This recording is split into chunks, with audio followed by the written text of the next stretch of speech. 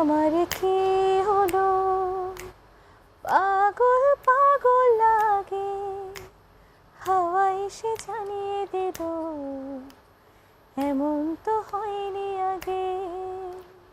এ আমার কি হলো, পাগল পাগল লাগে, হাওয়া এসে জানিয়ে দিল।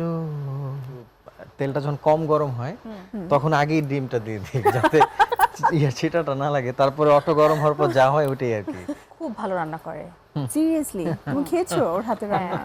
ওকে খেতে দেখছি, আচ্ছা আমি ও খুব ভালো ডিম সিদ্ধ করতে পারে।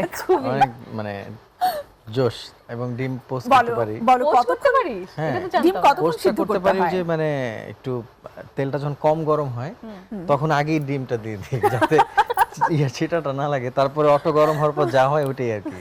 সেটা একটু নিউ আর কি আমার জন্য। সো ওইটাও কি তুমি ইউএসএ তে যেয়ে শিখেছো? না না, এটা বাংলাদেশ থেকে। ইমরানের বাসার সবাই খুব ভালো রান্না করে, and luckily Imran is very lucky, ওর বউ খুব ভালো রান্না করে। ওয়াও, এটা রিজন আছে।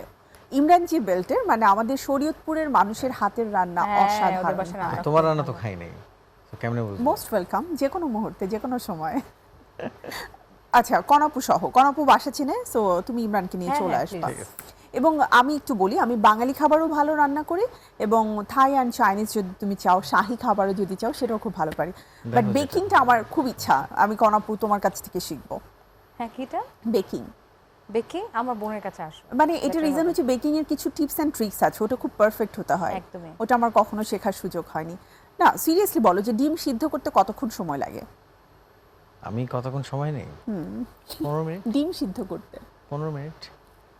হ্যাঁ 14 মিনিট। এক আর যদি মিনিট মাঝে বেশি মাঝে হবে ভুলে কিন্তু। যাস তখন? কোনাপা মনে করে দেয়। একদিন ও জাস্ট আমার সাথে আমরা একটা কথা বলতেছিলাম, তো বলছে ডিম সিদ্ধ দিছি, তারপর কথা বলছে অনেকক্ষণ বলছে, এই তোর ডিম না সিদ্ধ দিছিস যা থেকে পুড়ে গেছে একদম, পুরো না ফেটে গেছে। ফেটে গেছে। আচ্ছা, না ওটার আরেকটা রিজন হচ্ছে তুমি ডিমটা যখন দিয়েছো টুপ করে ফেলেছো, সো ও কিছুটা হলেও ক্র্যাক হয়ে আচ্ছা, গেছিল। এরপর আজকে কুকিং শো হয়ে যাচ্ছে, ভেরি গুড। টুপ করে যাতে না পড়ে ওটা খেয়াল রাখবে। চামচ একদম। একদম দিদি। তোমাদের দুজনের গানের প্রসঙ্গে আসতে চাই।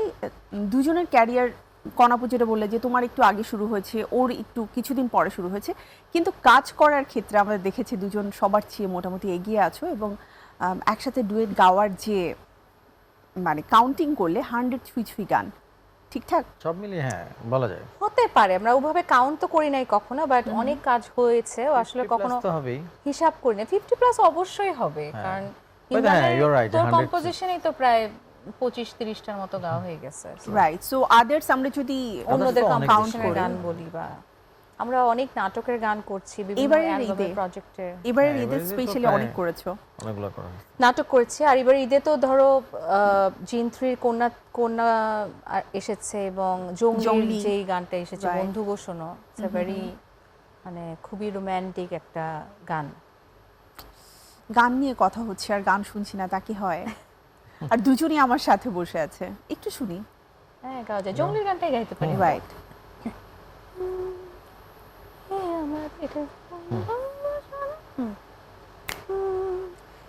আমার কি হলো, পাগল পাগল লাগে, হাওয়া এসে জানিয়ে দিল এমন তো হয়নি আগে। এ আমার কি হলো, পাগল পাগল লাগে, হাওয়া এসে জানিয়ে দিল এমন তো হয়নি আগে। বাতাসের শেষ কথা ফিস ফিস, সেও তোমারই। এই দুটা না জানছো না, সেও তোমারই। বন্ধু গো শোনো, তুমি ছাড়া আমি ছাড়া তুমি, মানে হয় না কোনো। বন্ধু গো শোনো, তুমি ছাড়া আমি ছাড়া তুমি, মানে হয় না কোনো। উফ, লাইভ গান শোনার মজাটাই আলাদা। আর মানে গানটা যতবারই শুনেছি রিলিজ হওয়ার পর থেকে এত ভালো লেগেছে, স্পেশালি ভিজুয়ালি সহ জীবন্ত একটা গান। Thank you. কনকু, তুমি তো বুবলির লিপে অনেক গান তোমার রয়েছে বেশ কয়েকটা হয়েছে, হ্যাঁ। হিট, সবগুলো গানই হিট ছিল। এর আগে কি সিয়ামের লিপে তোমার গান ছিল? আমার হ্যাঁ, সিয়ামের ফার্স্ট মুভি। সবকটা সিনেমাতে আমার গান ছিল। হ্যাঁ, সেটা পোড়ামন 2 থেকে নিয়ে রমন শুরু 2, করে মৃধা বনাম মৃধাতে মেবি মিস হয়েছে। হ্যাঁ, দুটো সিনেমা মিস হয়েছে, বাকি সবগুলোতেই গান ছিল। ওহে শ্যাম দিয়ে তো শুরুটা হলো পোড়ামন 2, যাত্রাটা, দহন, সেখানেও তোমরা দুজন একসাথে শান, করলে। বিশ্ব অপারেশন সুন্দরী, সুন্দরবন। শান, operation Sundarban, adventure of Sundarban and জংলি। Wow. টান ছিল। তার মানে গান গিয়ে দামাল। যে ও দামাল, তো ওর ওই যে কটা নাম বলো তার মধ্যে একটা যেটা Adventure of Sundarban। Adventure of সুন্দরবনে আমার গান নাই, বাকিগুলো সবই ইমরান আর আমার ডুয়েট। রাইট। তো যে কারণে আমি ইমরানকে এই কোয়েশ্চেনটা করলাম সেটা হচ্ছে এই যে এখানেও একজন মানে আর্টিস্টের কণ্ঠে নিজের কণ্ঠটাকে বসিয়ে দেয়া। আমি কনাপুকে সবসময় বলি যে তুমি যখন গাও কারোর জন্য মনে হয় তুমি তাকে আগে দেখো, সে আসলে কিভাবে কথা বলছে, তার body language and everything, even though কথা বলার ধরনটা, তাই না? তা কিন্তু না, অ্যাকচুয়ালি প্লেব্যাক আর্টিস্টদের একটা আই থিঙ্ক প্লেব্যাক আর্টিস্টের অ্যাকসেপ্টেন্সটা যখন আমার কাছে মনে হয় ওই তখনই হয় যখন আসলে মানুষজন রিলেট করতে পারে আর্টিস্টের সাথে তার ভয়েসটা।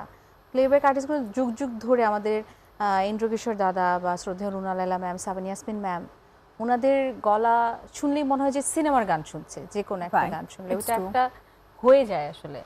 ওনারা দেখা গেলো এমনি একটা কোনো প্রোগ্রামে হয়তো গাচ্ছে বা একটা সিনেমার বাইরের গান গাচ্ছে, তাও মনে হচ্ছে সিনেমার গান হচ্ছে।